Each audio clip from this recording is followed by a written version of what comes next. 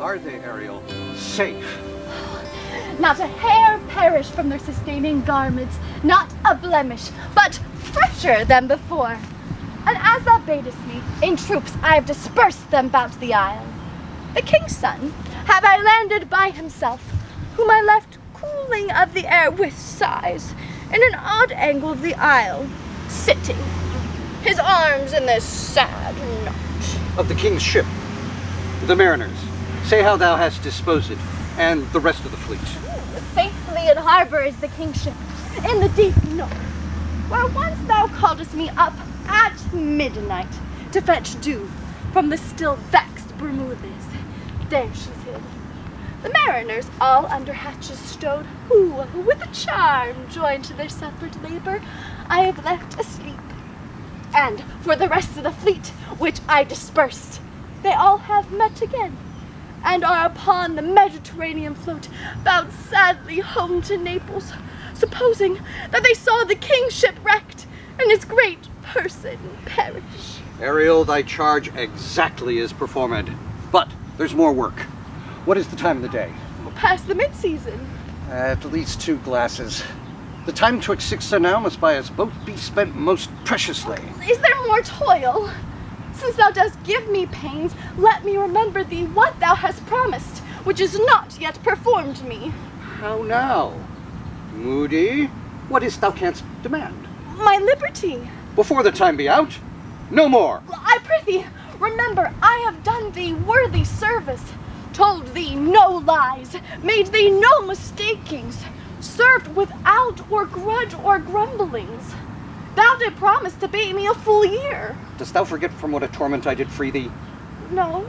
Thou dost, and think'st it much to tread the ooze of the salt deep, to run upon the sharp wind of the north, to do me business in the veins of the earth when it is baked with frost. Well, I do not, sir. Well, thou liest, malignant thing.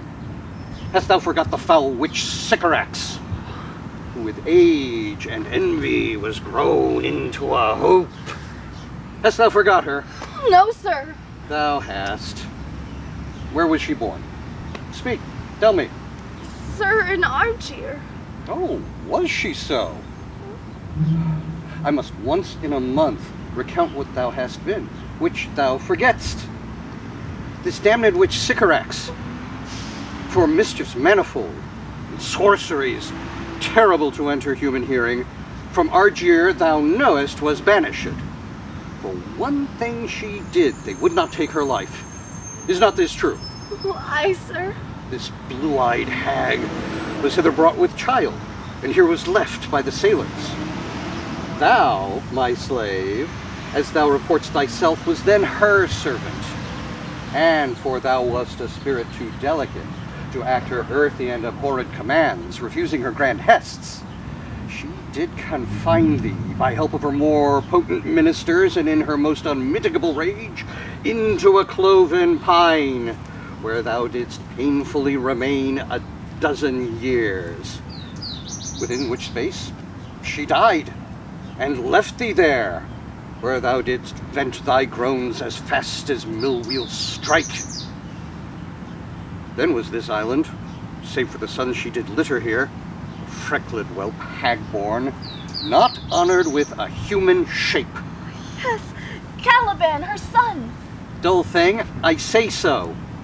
He, that Caliban whom I now keep in service. Thou best knowest what a torment I did find thee in.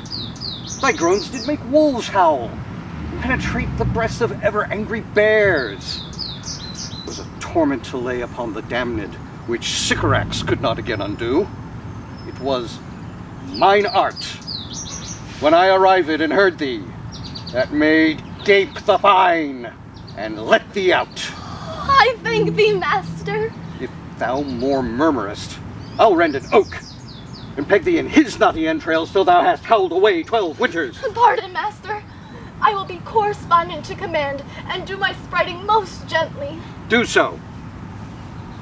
And after 2 days, I will discharge thee. Oh, that's my noble master. What shall I do?